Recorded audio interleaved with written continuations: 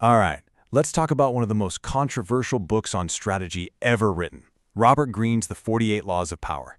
Now, is this thing a brilliant guide for navigating the world, or is it basically a user's manual for the ruthless? That's the big question we're going to tackle. So, let's get into the rules of the game. So, here's the core idea from Robert Greene. Power itself isn't good or evil. He says it's this timeless, amoral game. You can think of it like a giant social chess match that we are all playing, whether we know it or not. And just like chess, it has a very specific and, yeah, often pretty ruthless set of rules. You know, to really get the mindset here, you have to go back to thinkers like Machiavelli. His whole philosophy is just soaked into this book. This quote is so key. The idea is that small injuries just create enemies who will eventually want revenge. But a totally devastating blow, well, that takes revenge right off the table. It's a brutal kind of logic, and it really sets the tone for everything else. So, is power just a game? This book screams, yes, absolutely.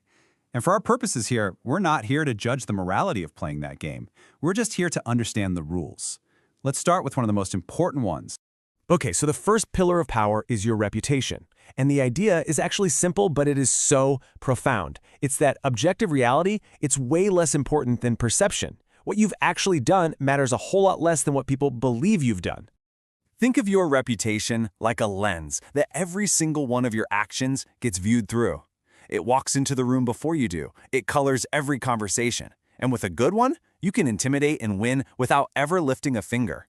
But without it, you are vulnerable from every single angle, no matter how skilled you actually are.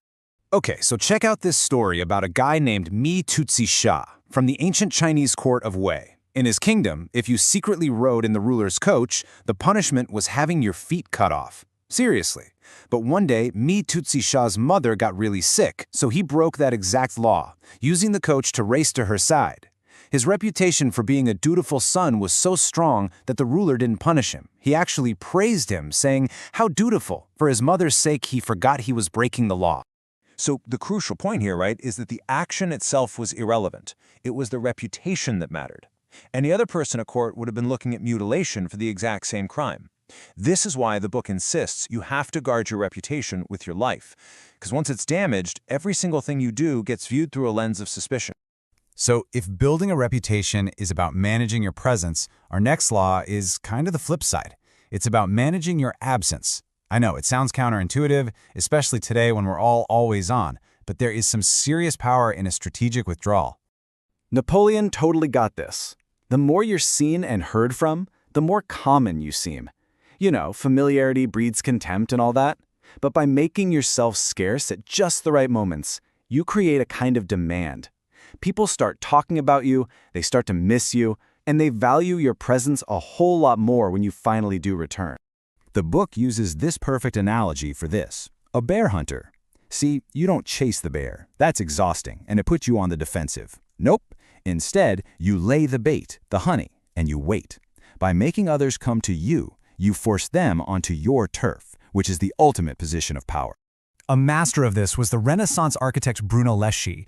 He got hired for this huge job, repairing a cathedral dome. But then, the city officials hired his rival, Ghiberti, basically to share the credit. So what did Brunelleschi do? He didn't argue, he just faked a serious illness and took himself out of the game. Well, the whole project just ground to a halt. The officials pretty quickly realized that Ghiberti was useless alone, and they had to literally beg Brunelleschi to come back, giving him full control and full pay.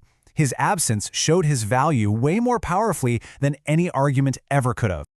All right, now we're moving into the darker arts of power. This part is all about concealment, misdirection, and the tactical edge you get from being completely unpredictable. A key tool for hiding your mistakes is the scapegoat. And this is an ancient, powerful concept. It's all about finding some person or thing on the outside to carry the blame for your own screw-ups. It deflects all the attention and keeps your own reputation looking flawless.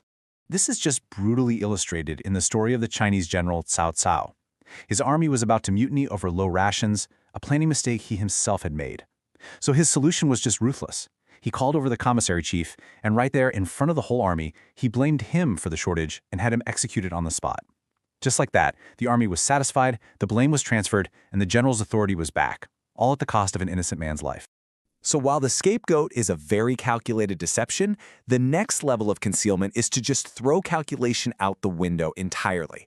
The goal is to act with no obvious plan, creating this raw, unnerving power that comes from being completely and utterly unpredictable. Pablo Picasso lived by this. He argued that if people think you're smart, they'll waste their time trying to figure out the smart reason behind your actions. So if you just act randomly, with no clear logic, you throw them completely off balance. They can't guess your next move, and that gives you a huge tactical advantage. And this effect is captured perfectly right here. Unpredictable behavior is like a cyclone, right? It just creates terror and confusion. When your opponents can't find a pattern in what you're doing, they can't prepare a defense. They're just left constantly reacting, always off balance, and in the end, they're paralyzed by indecision.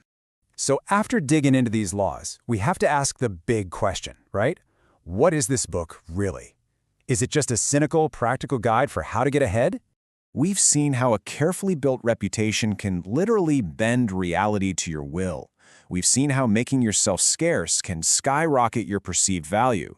And we've seen how deception, whether it's through a scapegoat or just pure unpredictability, can be used as a really potent weapon. And these are just a few of the tools laid out in this controversial manual for power. Which leaves us with the ultimate question. Should we be reading the 48 Laws of Power as an instruction manual, something to be followed? Or is it more like a field guide to the darker side of human nature, a warning that helps us recognize these power games and maybe defend ourselves against them? In the end, how you use this knowledge, well, that's up to you.